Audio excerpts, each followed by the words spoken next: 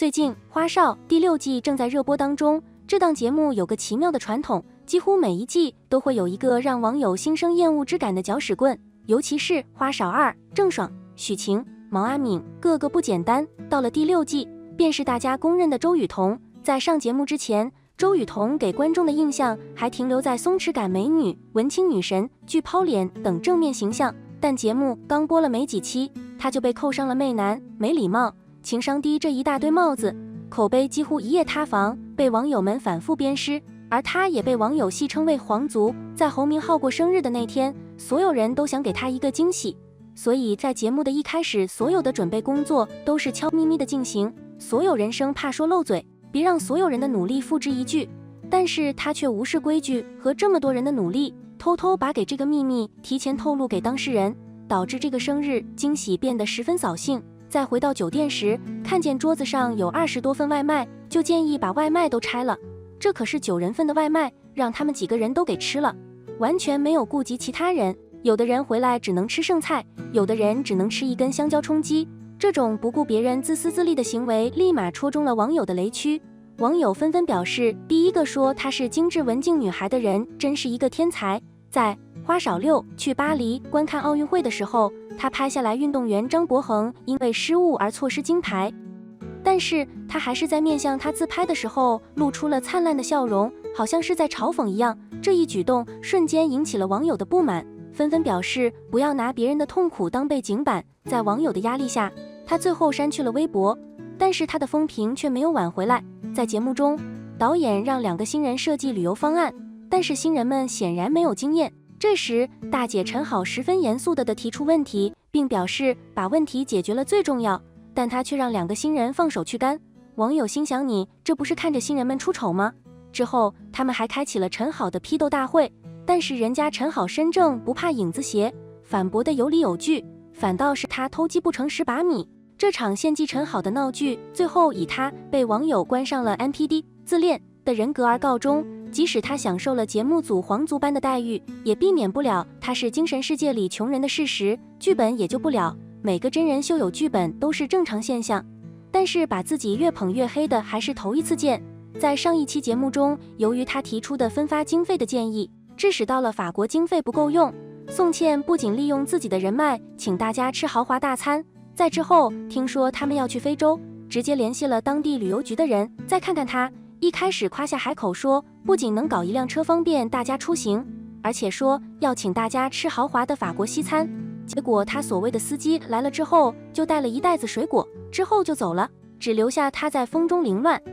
在节目中，每到一个地方都要换一个导游，有的人为此忙得焦头烂额，有的人甚至掏出了在当地的人脉，而到了他这里，酒店住宿都安排好了。官方解释，当地是旅游旺季，有很多人过来看动物迁徙，但是网友们并不买账。这4年一次的奥运会比这动物大迁徙的酒店好订，虽说剧本次次有，但是如此明目张胆的剧本还是第一次见到。在节目的考试环节中，陈好本来是笔试第1的成绩，但为了照顾一下新人，在回答问题的环节中留给自己最难的问题，到最后陈好的综合成绩是倒数第2。当导游的机会给了他，可以通过欺负人来增加节目效果，可这也太欺负人了吧。网友一开始还对陈好的严肃态度感到反感，被节目组这样一献祭，反倒是收获了不少好人缘。其实在节目的一开始，他的人品就被展现出来。当节目组要求每一个人在对方不知情的状态下给好友打电话问问他们自己能否胜任导游的角色，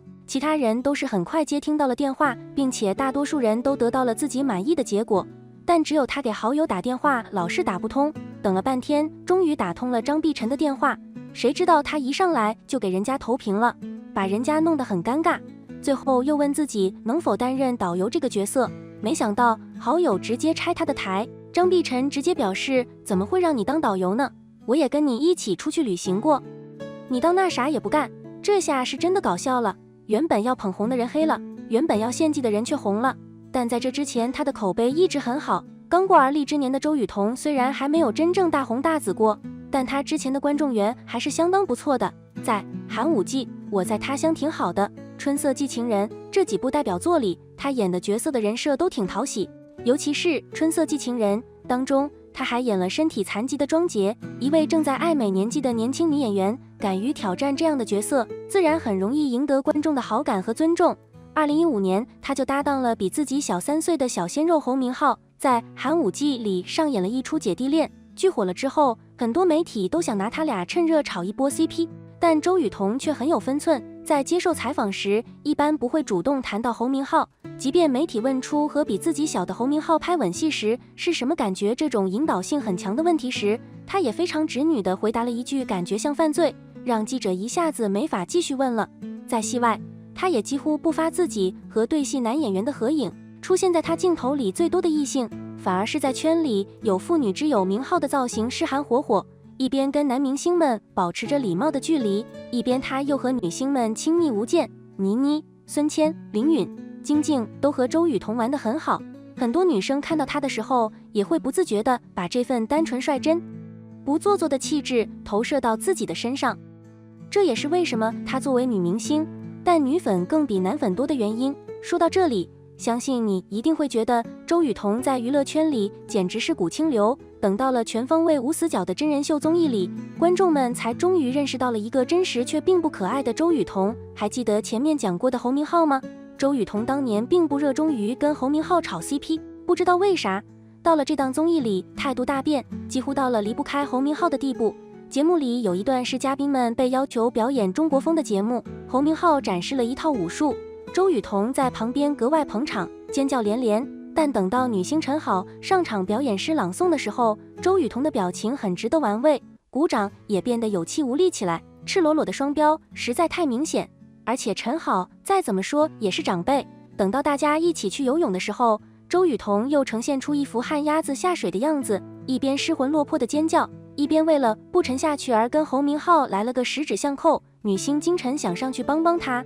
却被他一把推开。更尴尬的是，事后有网友扒出，周雨彤其实是早就学会了游泳，等到玩够了，到了晚餐时间，大家决定吃火锅，周雨彤便跟着邓恩熙一起调蘸料。在邓恩熙面前时，周雨彤可劲儿夸夸，说你不愧是重庆人，调蘸料好专业。结果镜头一转，来到陈好面前时，他又偷偷指着邓恩熙调好的蘸料说，感觉有点失败。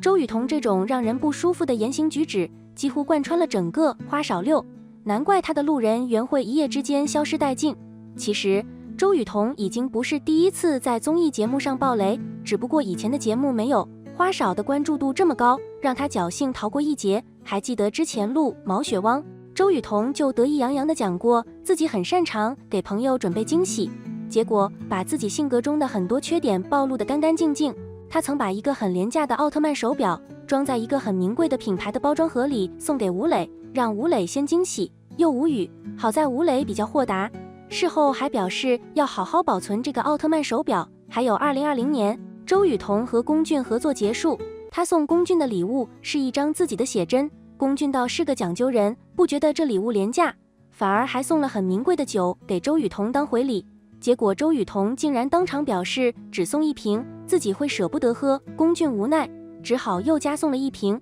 听到这里，主持人李雪琴都直摇头，她带入到当事人的视角对了一句你耍我呢，而周雨彤却得意窃笑，丝毫不觉得有什么不妥。没边界、双标、自私、以捉弄人为乐，这些缺点曾经被各种漂亮的团队通稿所掩盖，但到了全靠自己发挥的综艺节目里，却再也遮掩不住了。说到这里，不禁想起之前张新成在一档综艺里对周雨彤的评价，